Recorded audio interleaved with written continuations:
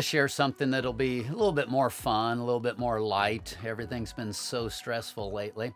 Sunday, I was praying over an individual, and God brought back to my memory this thing that's called lap time. Now, lap time really focused in with my youngest child, and my youngest child was one of these shot out of a gun type of kids. I mean, he was like full of energy and going anywhere.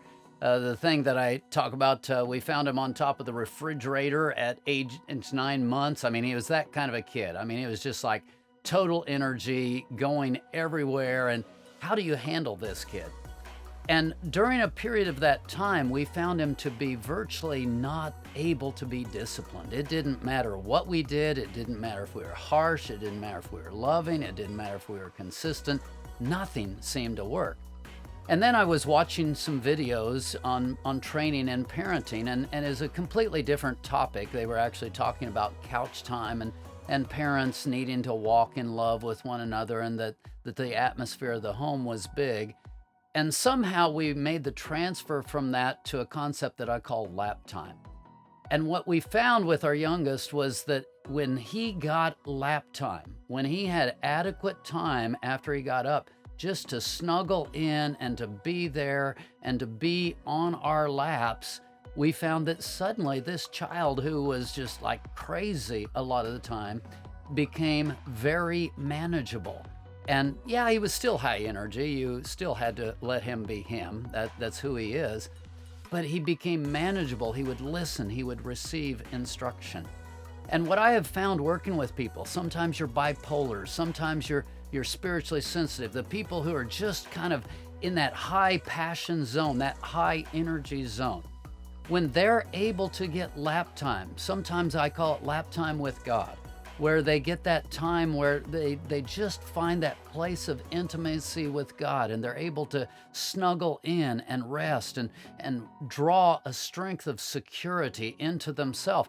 It's amazing how that changes the dynamics of the rest of their lives.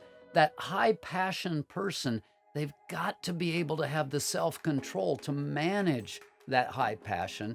And self-control comes out of learning to love self, learning to accept when I'm okay on the inside, when I'm not insecure, when I'm able to rest in me, when I'm able to have that thing going on in the inside, the self-control level goes up, and all of a sudden that passion becomes a much more usable thing. So I'm here on a Sunday, I'm seeing someone, God prompts me to pray, I pray over the lap time, and again, same thing. This is an individual that had struggled with rebellion, struggled with passion, struggled with I won't be told no. And it was kind of interesting because she was talking to me afterwards. Yeah, when I was a child, I was virtually undisciplinable. I mean, it didn't matter what they did, how they tried. So if you're in a zone and you're working with someone, or maybe you are that person, I want to challenge you.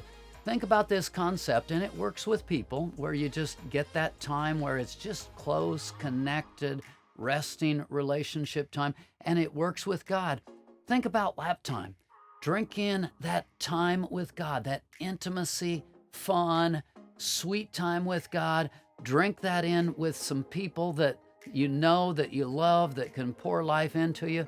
You'll be amazed at the difference it'll make in your life and in the lives of others.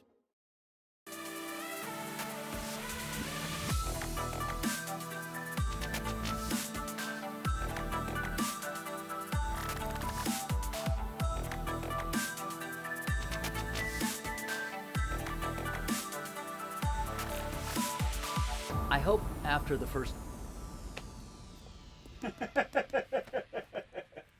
And we're going to start